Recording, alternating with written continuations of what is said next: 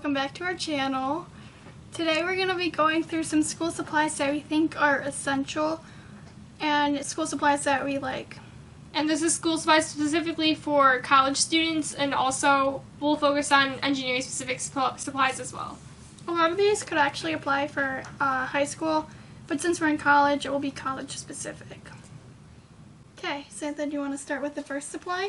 Okay, so the first thing you'll need is a sturdy backpack that fits preferably, hopefully, all of your supplies that you need. We like this JanSport one. JanSport, and then also like multiple pockets, so you like. I've seen a lot of people just have like a single pocket backpack, and I feel like you need a lot of space to be able to fit stuff. There's like a lot of zipper pouches, and then also like little pockets and inserts on the inside, so you can put all your supplies in there. You guys will also need a lunchbox, preferably one that has insulation. You could also get ice packs. If you're going to be at school for a long time, it will be really important to have one of these. It will keep your lunch cold. Maybe you need to eat dinner there. You bring a microwave meal or something, and then you could also put your snacks in a lunchbox. It's also important to have a water bottle that you can refill throughout the day. It's easy to use Dasani bottles or other water bottles, but we like using reusable water bottles, so like you reduce the waste in landfills. Also, these metal water bottles are really cool because we put ice in them literally at like 6 or 7 a.m. in the morning, and then as we refill them throughout the day, the ice still remains. So like when we get home at like 9, 10 o'clock at night, they're still pretty cold. Okay. So let's open this big pouch and see what's inside. So we have a 3-hole punch, which you don't really exactly need one if you don't have binders, but it's helpful so you could just hold a bunch of papers and put them in your binder right away. That way you don't get in the habit of shoving all your papers into the pockets and then being like, oh no, I have to find this one paper that's essential for this homework assignment, and then you're not able to find it. It just gets really messy really quickly, so it's easy to just be able to hole punch it and then put it away right away. And of course, you can also have binders or folders if your class, if you feel like you don't need a folder, or if you don't need a binder for that class, then you can use a folder instead. And then we like getting different colored binders just so that we can easily color code the class, but if we have just like plain white binders, we usually like put a label on the side or on the front of the binder, what class it is and like what day of the week, so you can easily just grab your supplies that you need in the morning, so you don't grab the wrong supplies. And then with each binder, we also have like a color-coded notebook. Again, if you use a white binder, you can just choose whatever color you want for your class and just make sure the notebook lines up with that. Tab dividers so you can keep your papers organized, labeled. I got into the habit of also labeling them with like the proper color too, just because I'm OCD about that. So while we're on the topic of binders, we also have folders. If you don't like using binders or you feel like you don't need one for a certain class, you can use these folders. We like using these plasticky ones because the paper ones tend to rip and these tend to hold more. And we also have these prongs if you chose to hole punch your papers and keep them in a folder instead. I don't know how many papers it could actually hold, but maybe like 50 or so. Yeah, it doesn't say. But also these ones don't rip. The paper ones tend to rip really quickly and you end up going through a lot of them. Also make sure that your folder matches the color of your notebook that you choose for your class so you can easily pair them up. Yeah, these ones don't tend to rip as fast. I actually have ripped some of these plastic ones before, but they don't normally rip. So we already showed you guys tabs, but usually we get the pack of 5 tabs because 5 tabs is typically sufficient for classes. You can label them classwork, homework, just notes in general, or like labs. I know sometimes, like in high school, we would have to have like a language class, and we would label them by chapters, so you could also do that. So if you have like 8 chapters, then you probably need the bigger pack of tabs or more than one 5-pack of tabs. So it's just up to you how you choose to organize your binder and what size tab packs you need. Okay, we've got one of these folders. You don't really need a folder like this, but I keep my graph paper in here, which graph paper is really important if you have Calc 1, 2, or 3. Not many classes use them, but it's good to have a tiny supply on hand in case you do need it. It's also good to keep computer paper on hand. This is what I typically use for practicing homework problems when I'm studying for exams or making cheat sheets that I can use on the exam, or just condensing all of my notes onto like study sheets that I can easily use. I usually just keep like it in like a folder in my backpack just so it's easily accessible. Now we've got one of these folders. Doesn't have to be this design. You could just choose like any design, any kind of folder. It's kind of as your like home folder for papers that don't necessarily pertain to your classes, papers you get from counselors, stuff like that. Or so you don't have to like dig through your binder for a homework assignment. I usually just put my homework assignments in there, and then when I have to turn them in, I just put them in there also, so that I always know they're in the same spot. You also need we also suggest that you get many packs of college ruled filler paper. I know in high school they normally tell you, oh, put like a pack of paper in your binder. I find that it takes up a lot of space in your binder that you don't really have room for paper just because you get so many other papers in college. So I normally just have a folder filled with lined paper that I can just easily, and that way like you don't have to be like, oh no, like all my papers in this binder. You can just have a folder in your backpack that you always keep, and you can always have paper ready on hand. Another thing that we thought would be important to include, especially for at-home learning that most of us are going to be doing this semester, is a small whiteboard. I found this was really helpful last semester once we went remote, where I could write all my assignments, check them off when they're done. Very convenient. And then, of course, you should get a planner so you can keep track of all your class days and times, sports, clubs, anything that you have for homework, everything that you do every day in class. Keep track of exam dates. We typically like getting the ones for that have like, well, this one has like a to-do page, but then it also lets you it has like a actual calendar for the month, so I usually like writing all my due dates on this one. And then they also have a day by day where you can write like what you do each day in class or what you have for homework.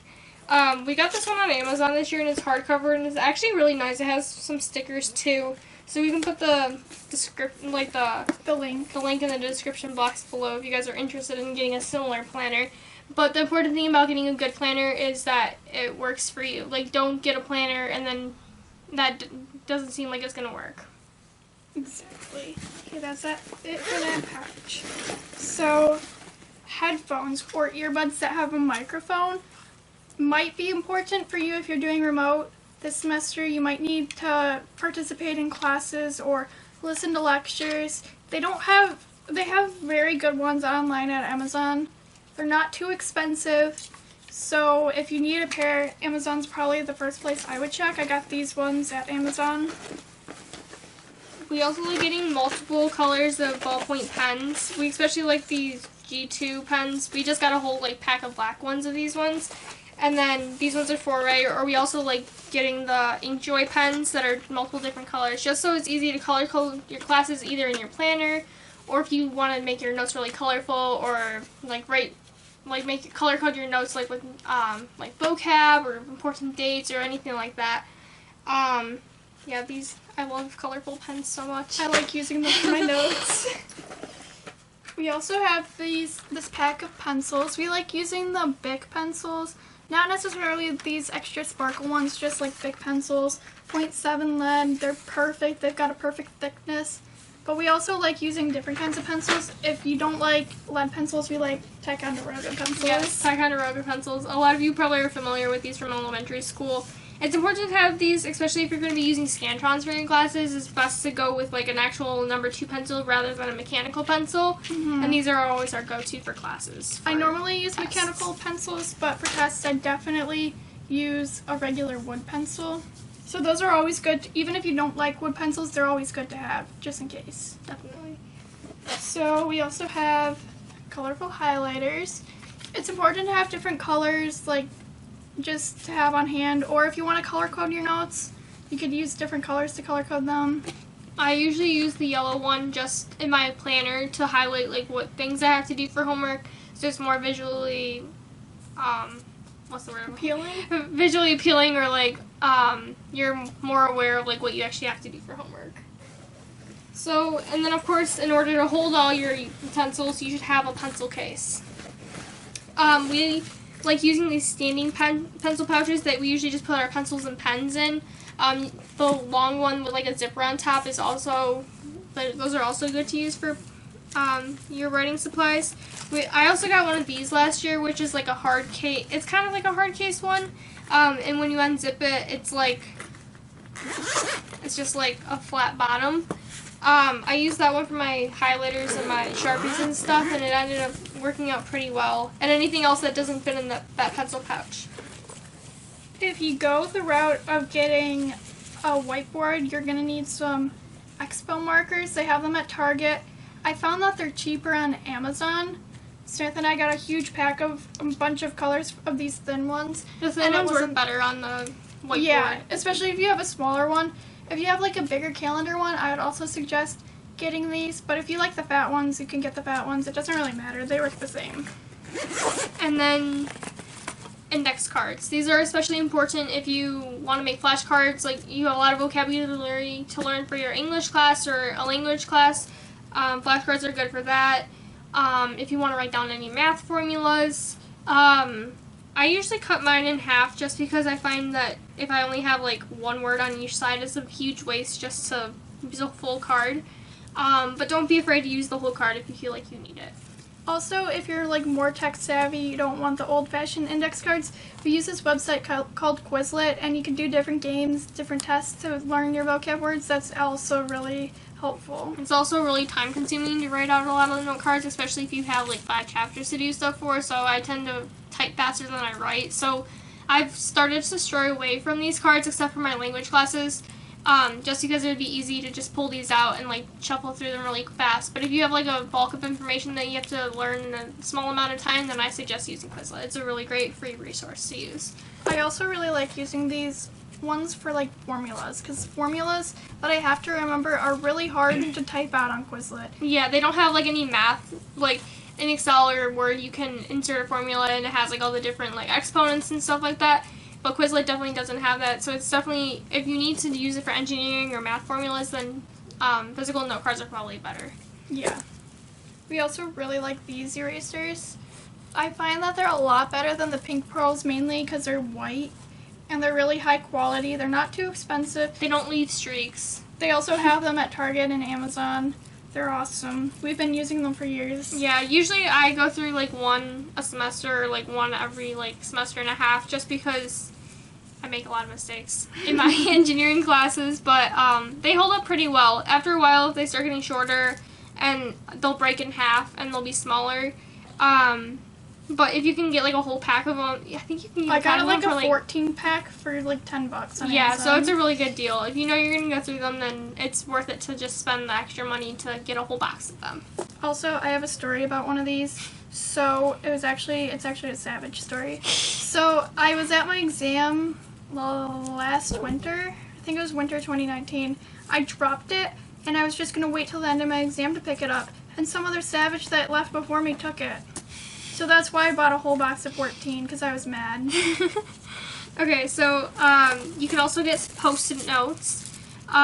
These are good just for like writing, like if you have a day that you have like a lot of homework to do, or you have some tests to study for, then it's easy to just be able to write like in order, like, oh, I have to do this, do this, do this.